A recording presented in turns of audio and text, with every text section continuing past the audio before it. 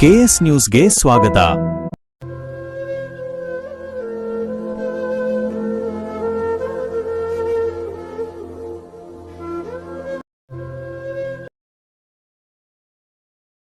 ದಿನಾಂಕ ಫೆಬ್ರವರಿ 5, 2025.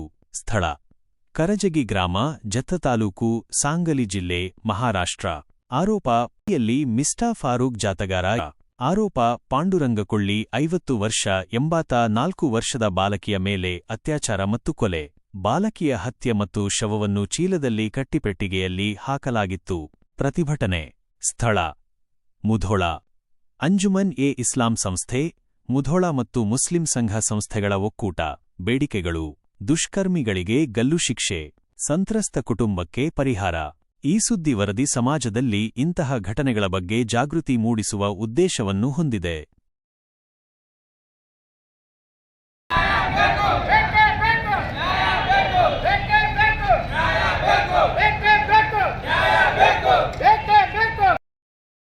ಜವಾಬ್ದಾರಿ ಸರ್ಕಾರಗಳದಿವೆ.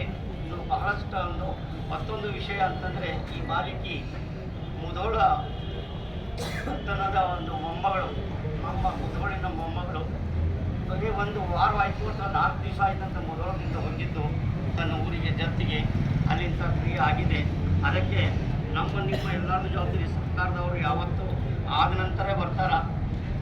ಆದರೆ ಈ ಸೇರಿದ ಎಲ್ಲ ಯುವಕರು, ಇದು ನಿಮ್ಮದೇ ಒಂದು ಜವಾಬ್ದಾರಿ. ಏನಂತಂದರೆ, ನಿಮ್ಮ ಊರಿನ, ನಿಮ್ಮ ಸಮಾಜದ, ನಮ್ಮ ಊರಿನ ಮುಧೋಳಿನ ಯಾರೇ ಇರಲಿ, ಅವರಿಗೆ ಪಕ್ಷ ನೋಡಬೇಡ್ರಿ, ಜಾತಿ ನೋಡಬೇಡ್ರಿ, ಅವರಿಗೆ ಸಂರಕ್ಷಣೆ ಕೊಡುವ ಜವಾಬ್ದಾರಿ ನಮ್ಮೆಲ್ಲ ಯುವಕರು. ನಾವು ಇರಬೇಕು, ಅವರನ್ನು ಕಾಪಾಡಬೇಕು, ಅವರನ್ನು ಸುರಕ್ಷಿತ ಮಾಡಬೇಕು.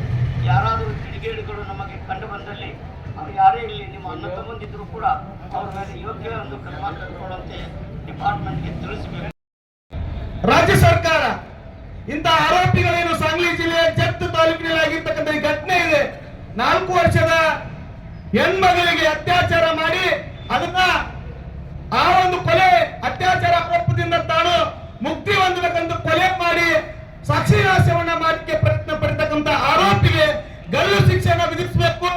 ಜೊತೆಗೆ ಸರ್ಕಾರ ಇವತ್ತು ಮಹಾರಾಷ್ಟ್ರ ಸರ್ಕಾರ ಆಗಿರ್ಬೋದು, ಕೇಂದ್ರ ಸರ್ಕಾರ ಆಗಿರ್ಬೋದು, ಕಿರಣ್ ಬಡಿಗೇರ್ ಮತ್ತು ಮಹೇಶ್ ದೇಮಶೆಟ್ಟಿ. KS news Mudhol. ಯೋಜನೆಗಳು ಹೆಣ್ಣು ಮಕ್ಕಳ ಬಗ್ಗೆ, ಸುರಕ್ಷತೆ ಬಗ್ಗೆ, ಭದ್ರತೆ ಬಗ್ಗೆ ಸದನದಲ್ಲಿ ತಾಸಗಟ್ಟಲೆ ಭಾಷಣ ಮಾಡ್ತಕ್ಕಂಥ ಗೃಹ ಸಚಿವರಿಗೆ ಹೇಳಬೇಕಾಗಿದೆ.